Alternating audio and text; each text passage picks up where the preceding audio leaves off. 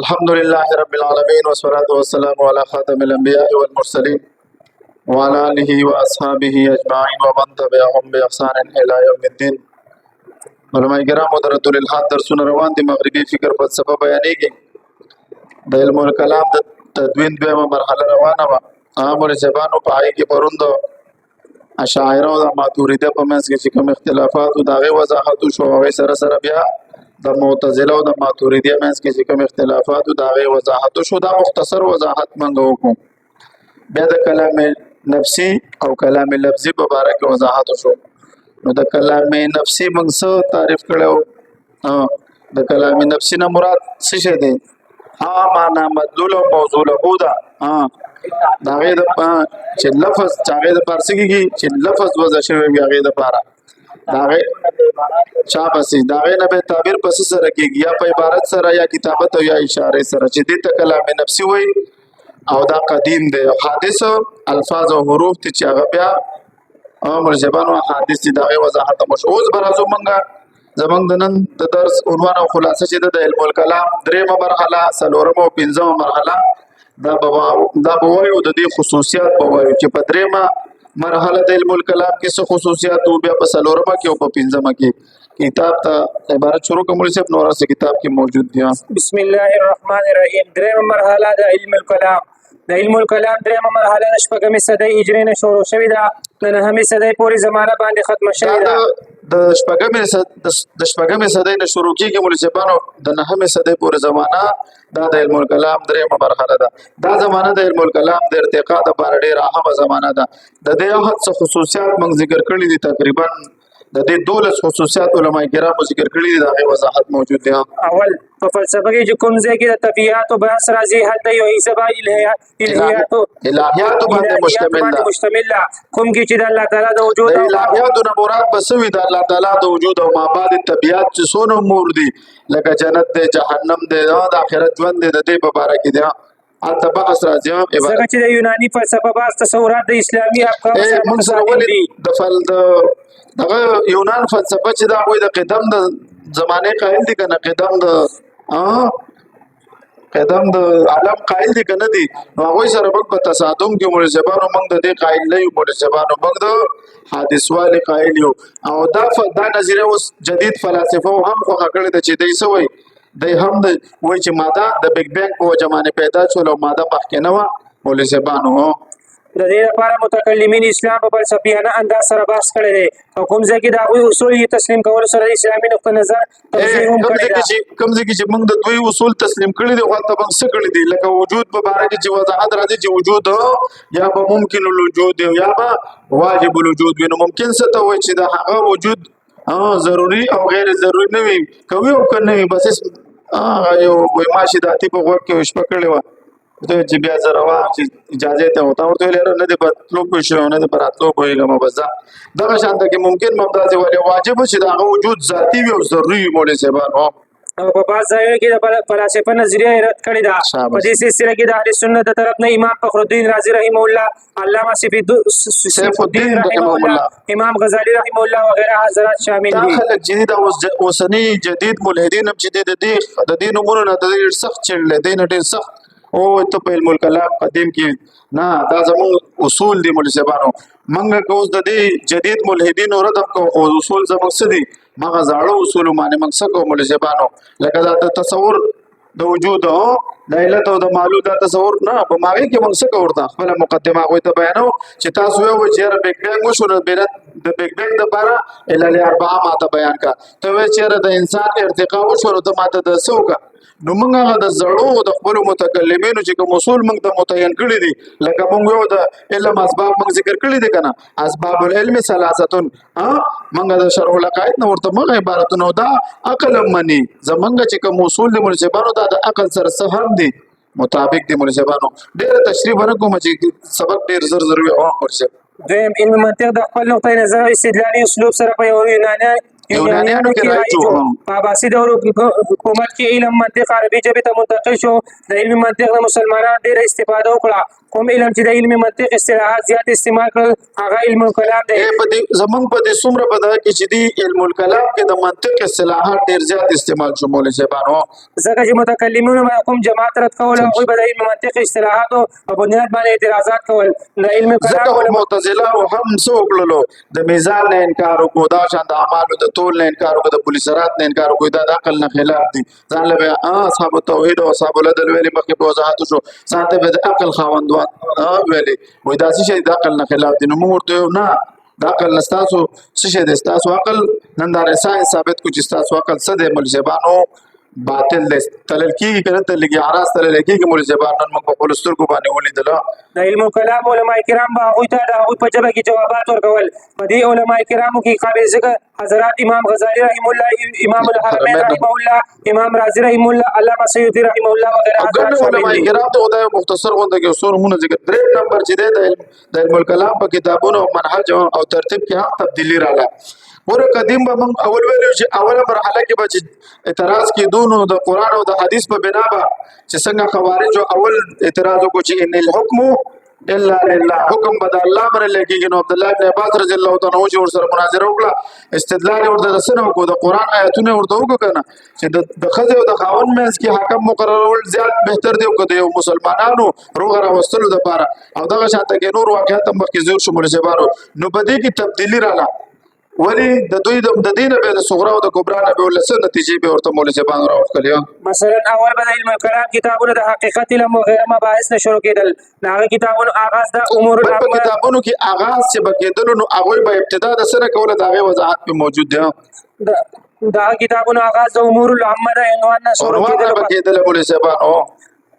کوم به چې د علم د معرفت متعلق په څه شي او روایاتو باندې به مشتمل مولوي صاحبانو شامل د معرفت متعلق روایتي مباحث شامل دو سره علم د علم منطق مباحث او طبیعت بحث هم شامل کوم چې تمام موجودات خو هغه د واجب الوجود ذات متعلق یا د ممکن الوجود متعلق د دې ټول متعلق ابحاث شامل وو.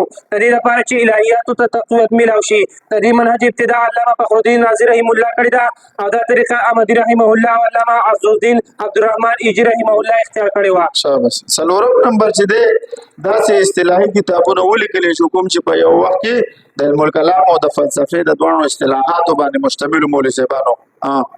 لکه د ابن فورک کتاب الحدود فی الوصول او علامه احمدی رحمت الله علیه کتاب المبین دی فی معانی الفاظ الحکماء والمتکلمین دی مولوي صاحبانو. دا شانته کې پنځم نمبر چې معتزله په دې کې شو، په دې دور کې معتزله د منظر نه لاړه غایب شو. البته اشخاص پاتې وو خو هغه کومه چې مجموع عقیده وه هغه شو هغه ختمه شوه.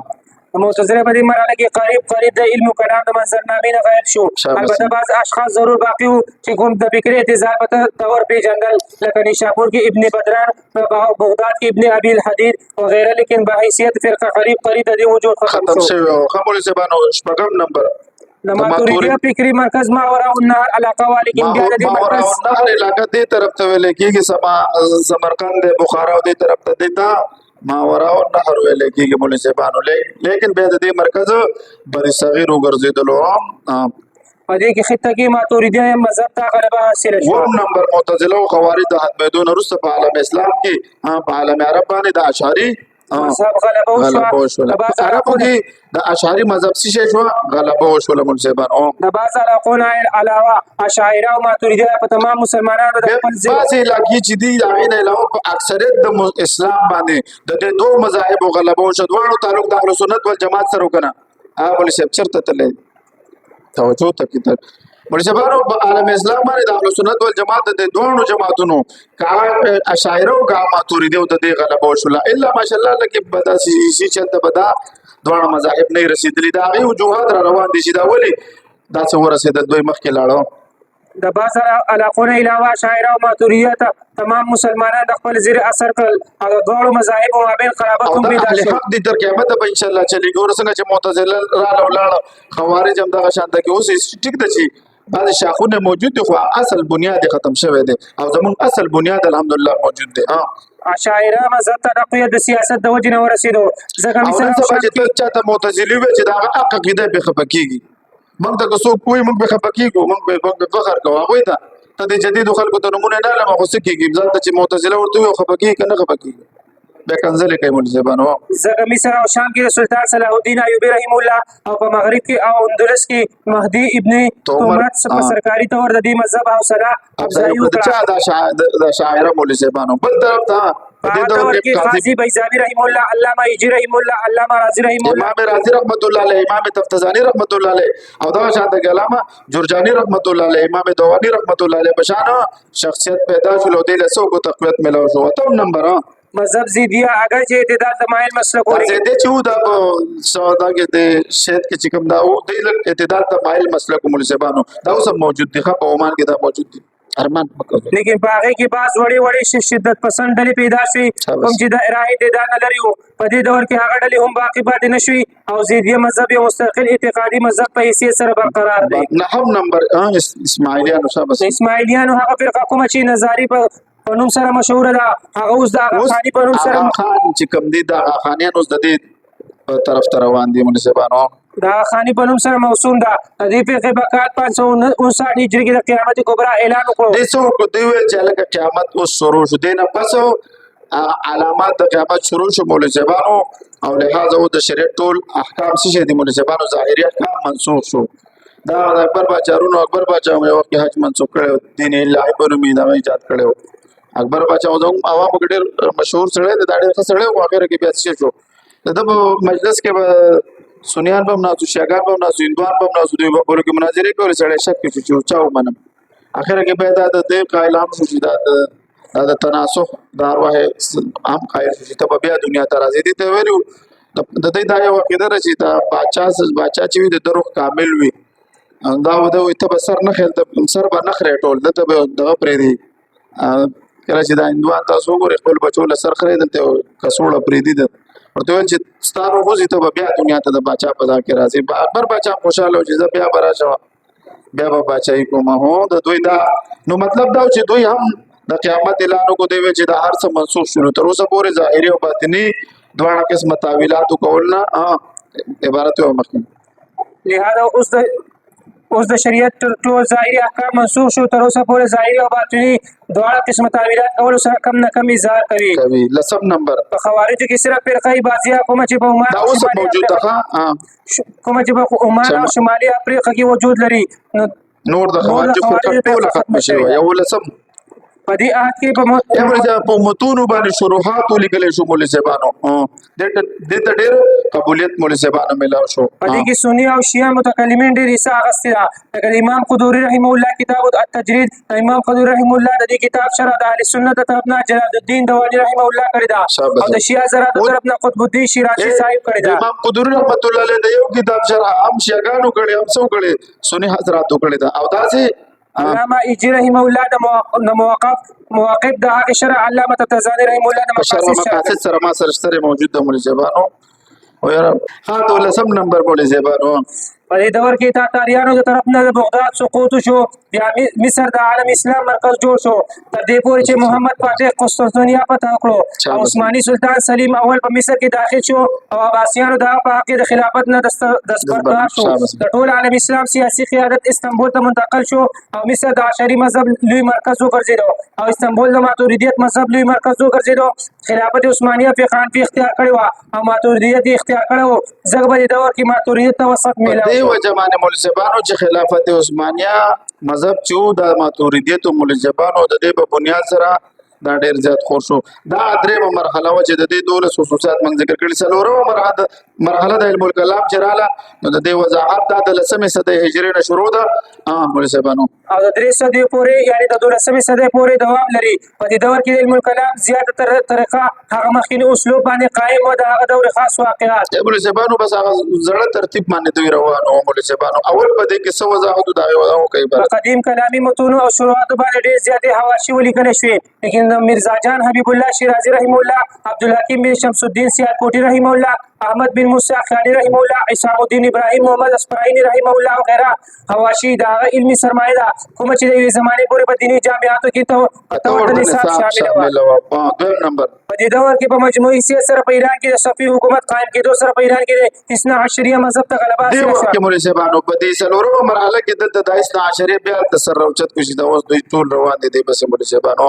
او په ترکیه او هندوستان کې ماتوریدیت مذهب ته غلبه حاصله شوه. هندوستان کې ماتوریدیت په ترکیه کې د غلبه حاصله شوه. په مصر او افریقا او علم عرب کې اشعري مذهب ته غلبه حاصله شوه. ته غلبه حاصله شو مولوي صاحبانو. دریم ماتوریدیت علمي او فکری مقام حاصل شو. په دې دور کې علامه ایوب بن موسی کفی رحمه الله، احمد بن محمد قسطلانی رحمه الله، الله مولا علی بن سلطان قاری رحمه الله او د دې په شان علماء کرام پیدا شو. پنځمه مرحله د علم الکلام مولوي صاحبانو دا د 14 صدۍ نه هجري نه شروع ده تر د نن ساعته پورې روانه ده مولوي صاحبانو. په دې کې بیا ډېر زیات د علم الکلام په دې ترتیب کې ډېر زیات چینج راغی، ډېر زیات تبدیلي پکې راغله. ولې د مغرب د طرف نه په موږ باندې یو یلغار راغی.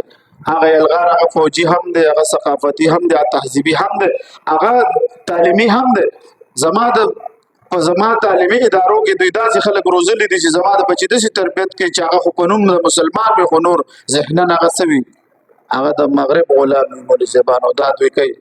پنځمه مرحله د علم الکلام پنځمه مرحله د 14 صدۍ هجري نه شروع شوه تر نن ساعته پورې دوام لري. د دې دور په دې کې څه کارونه وشو مولوي صاحبانو؟ خاص کارونه اول د سعودي حکومت د قیام سره په حنابله کې یوه ډله کومه چې سنه افراد کې مبتلا په قیام سره سعودي حکومت کله قیام راغی چې خلافت عثماني یو طرف ته کو کنه، خلافت عثماني چې یو طرف ته زوال کرا لیکنه که خلافت زمون غایلو په دې وخت د رشمي رومال خبره چراله شیخ الهند رحمت الله علیه چې لاړ امیر حبیب الله خان تعالی افغانستان ته حضرت را پاسه چې مستقبل از بیت کو هغه ختميږي.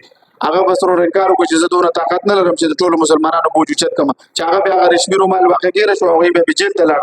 مالټا هغه مشهور واقع د زمون مشران بیانې مول صاحبانو. د سعودي حکومت د قیام سره په حنابله کې یوه ډله کومه چې سنه افراد کې مبتلا ده. عبدالوهاب نجدي صاحب دا چې سونه دوی ځان ته ګور حنابله وای مول صاحبان دا نه وای چې اهل حدیث دي مول صاحبانو.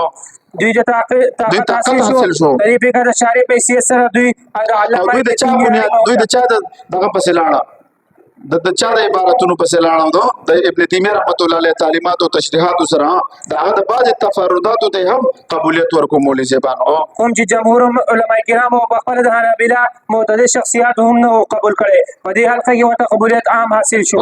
دویم نمبر په درېیم او څلورم دور کې د علم کلام لپاره د منطق او فلسفې ته ډېر زیات اهمیت حاصل و. د فلسفې او منطق د مسلم اصول او اصطلاحاتو په بنیاد باندې د علم کلام مسایل وضاحت کېدلو. لیکن په دې دور کې د پردو د اثراتو نه بغیر کتاب اوس کوشش داسې کوي مولوي صاحبان د پردو د اثراتو نه ځان وباسو. موږ الحمدلله اوس باغ باندې پوهېږو که یو سړی په منطق په اصولو سره او د دې نه علاوه ما سره څه شی دي د الله په وجود باندې او دا شانته کې زموږ چې څونه عقاید دي د قرآن او د حدیث د بده کې موږ سره څه شی دي استدلالات موجود دي مولوي صاحبانو. درېیم دور په دې دور کې د ارتداد د فتنې پیدا شي په ایران کې د بابي او بابي فرقه چې و دا په ایران کې پیدا شو. دا داسې و لکه قادیانې چې موږ کې دلته را پیدا کوم مولوي صاحبانو. دا فرقې د قادیانیت نه هم زیات وو. د دې پیشوا علي محمد شیرازي د مهدیتوب دعوه وکړه او د هغې سره د نبي او مسیح دعوه هم کړې وه. په هندوستان کې د قادیانیت فتنه پیدا شوه. د دې وجې نه د اسلامي عقاید په مباحث کې توسيع وکړی شوه. د اسلامي مسلمات یې داخل کړل کوم چې تر اوسه پورې ډېر اهمیت لري خو هغه خو د علم کلام جز نه دی. لیکن د دې د فتنو دپاره ورته بنیادي اهمیت حاصل دی لکه ختم نبوت او نزول مسیح وغیره مسایل. څلورم مولوي صاحبانو دا هغه دور دی په کوم کې چې په عالم اسلام باندې د مغرب د طرف نه سیاسي او فوجي او سماجي او هر قسمه غلبه حاصله شوه. د دې سره مغرب ته فکري غلبه هم حاصله شوه او عیسایانو خپله مشینري د اسلام خلاف استعمال کړه. په دې سره کمیونست تحریکونه پیدا شو د کوم بنیاد چې په الحاد باندې قایم دی. د دې وجې نه عیسایت او کمیونیزم څه ته ویل کمیونیزم سوشلیزم اشتراکي نظام دا یو حصه د جز دی کنه دا د اشتراکي نظام کم ته موږ څه شوی وو اشتراکیت ته موږ څه وو دا څه شی دی دا کم دغه د کمیونیزم کم نظام دی شاباسي کمیونیزم سیاسي نظام دی او سوشلیزم دا د یوې نظریې دوه جزء دي کنه. سوشلیزم څه شی دی مولوي صاحبانو؟ معاشي دی. سوشلیزم معاشي دی او کمیونیزم شاباسي لکه د کیپیټالیزم سیکولریزم او لیبرلیزم. کیپیټالیزم د یورپ څه شی دی؟ کیپیټالیزم د معاشي نظام دی. سیکولریزم او لیبرلیزم صاحب بس دا شانته کې دا اوس تکړه د غرض په پوهه است خیران زما مشه د یو جن عیسایت او چې کمیونیزم تاسو کمونیزم باندې تراشي سوشلیزم دا خبرې چې تاسو په سر خلاصي مولوی زبر چا یاد کړی درکې او نور چې نه یاد کړی خواري به کې دا یاد کړه دا وخت ضرورت دی یقینا چې په دې باندې رد کې بھائی ته په هر مجلس کې کېنه په کمونیزم او سوشلیزم او سیکولریزم دا ستاسو مد مقابل دي یو سړی به ډیر داسې علاقې وي چې ته به دا موضوعات په پکې نه وي خو دا خلک په پکې د کالج یونیورسيټي والا ټول دي نه متاثره دي مولوی صاحبانو نو دا به تاسو ورته زده کوئ ها مولوی صاحبانو د یو جن عیسایت او کمیونیزم رد کول د علم کلام یو نوې موضوع وګرځیدا چنانچه د اسلام عالم اسلام په مختلفو حصو کې د ابتداء لپاره کوشش وکړي شو په کوم کې چې نمایه مقام لسه حاصل لې زګر آبادی تعلیم او باصلاحیت افرادو په لحاظ سره په عربي دنیا کې اوچت مقام لري نو زګر انت سلیم الفکر اهل علم دی موضوع ته خاص توجه وکړه په جمعي ممالک کې په دې موضوع باندې ټول زیات کار په برسخیل کې الحمدلله به خاص کر علماء دیوبند والا الحمدلله ماشاءالله زموږ کبیرونو ډیر کار کړی په ماضي قریب کې په بری صغیر کې مولوی صاحبانو په ماضي قریب کې په بری صغیر کې د علم الکلام په باره کې دوه جهاتونه دي مولوی صاحبانو یو جهات د مستشرقینو او د دین متاثر شوی مغرب خلکو سره وادات دي سر سید احمد خان د جلاړو یورپ ته د کوشش کولو چې د اسلام د تشریح کې کوم چې یورپ ته خوخوي د دې شاګردانو کې راځي به غلام محمد پرویز او د جنور عبد الله چکړالوی دی او داسې نور دی نمونه زمونږ ذهن نوځینو دي څه دي دوی د اسلام هغه تشریح کې کوم چې مغرب ته خوخوي خوشي دا اولنې دغه د مغرب زده خلکو دي سوالاتو او دیم جهات په مسلمانانو کې د ضعیف عقیده والا دا چې خپل ضعیف عقیده دا چې عقاید راوستي چې عقیده سو د مسلماتو نه مولوی صاحبانو خلاف بدعت شروع کړو بدعت شروع کړو مولوی صاحبانو پیدا شوی مبتدعانو افکار او اقوال رد کول دي یا خپل ځان اسلام طرف ته منسوب کول په خاص حالت تردید کول دي مولوی صاحبانو پوښښ وکنه اولنې چې حد څوک دی پدې کې کدا سبا ویو دا